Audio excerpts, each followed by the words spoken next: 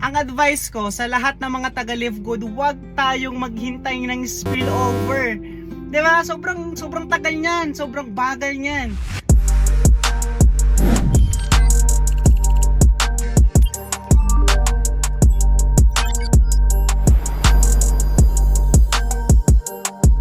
Hi, good morning mga taga-Live Good.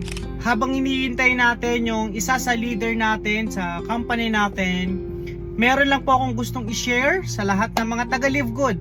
Kung ikaw ngayon, spillover waiter ka sa company natin, ang advice ko sa iyo is, kung talagang ayaw mong mag-share, okay, ayaw mong i-share si Live Good, ang advice ko sa iyo is kailangan magtiyaga ka.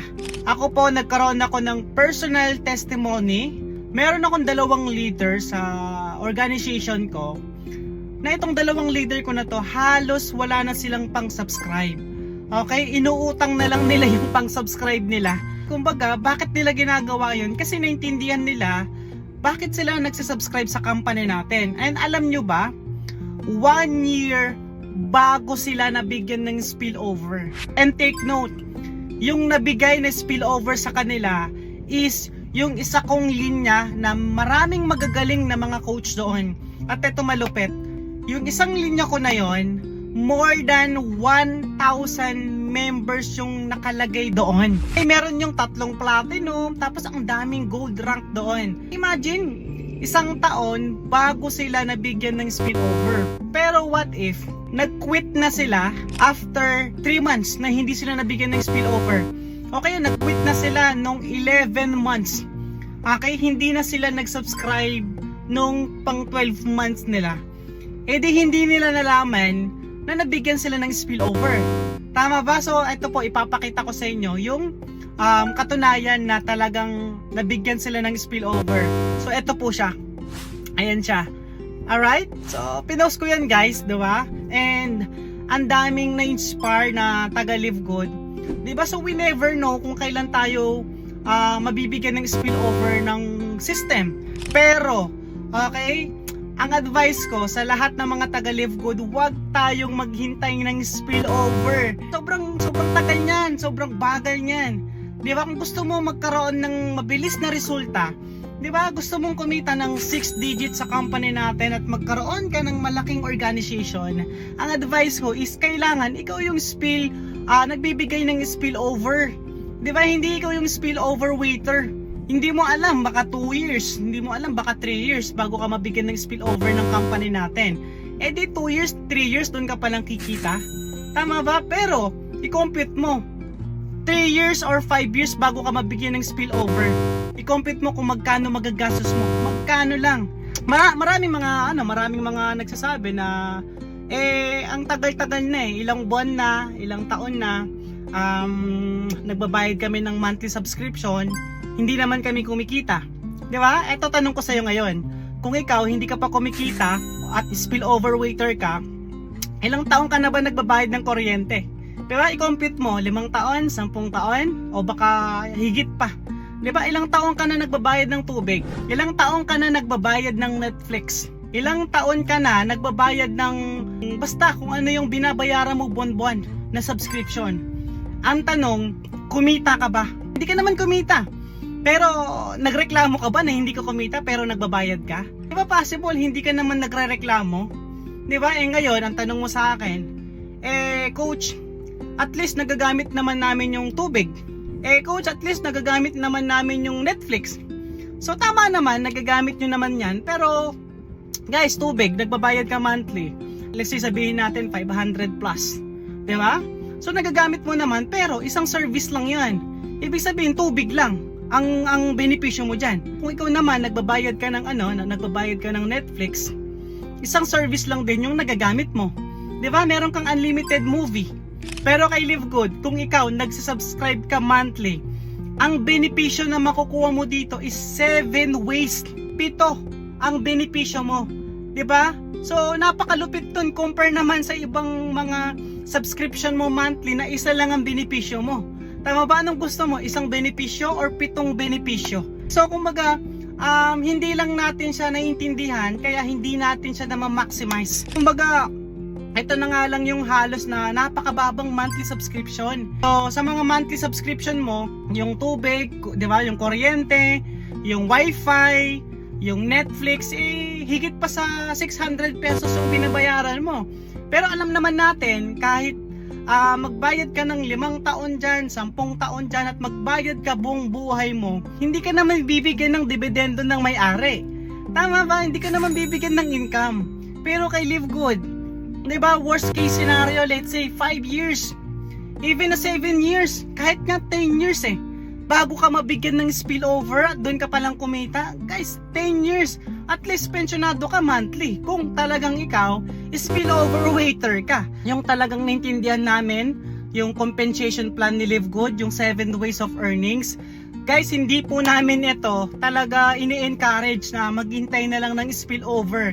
Okay, at kung naiintindihan mo lang talaga yung compensation plan ni Live Good, di ba, isipin mo, kung maghihintay ka ng spillover, pag nabigyan ka ng 40 spillover, magkano lang kikitain mo doon? Kapag ikaw, nakapag-share ka, okay, ng isang tao na nag-affiliate, nag-enroll, meron kang $25. Imagine, $25 agad ang kikitain mo. Paano kung masipag kang mag-share ng Live Good sa mga tao? Di ba? So magkano kikitain mo kung nakapag-share ka ng 10? 'Di ba? 10 multiply by $25, that's $250. I-compute mo 'yan into peso.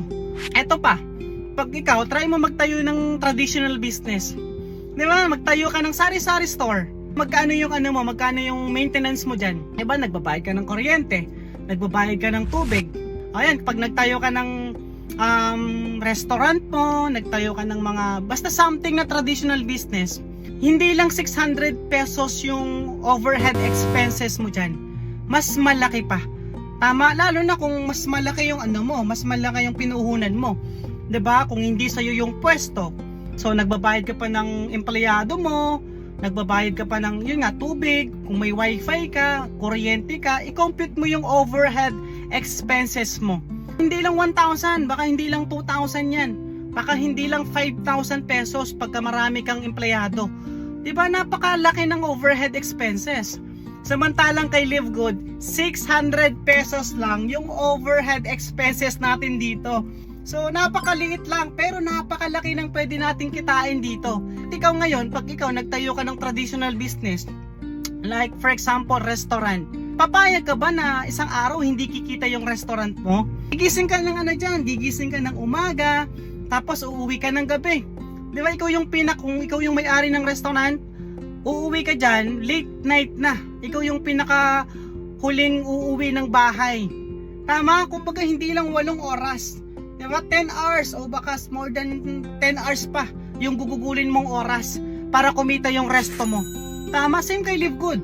Babayad ka ng 600 pesos, kailangan bawiin mo yon doon sa 7 ways of earnings. Huwag kang papayag na nagbabayad ka buwan-buwan, hindi mo na ma-maximize yung compensation plan ni Live Good.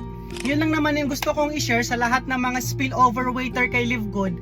Okay, kung talagang spillover waiter ka, talagang yun lang talaga yung gusto mo sa company natin, I suggest intindihan mo. So right now, we have 1.5 million members globally.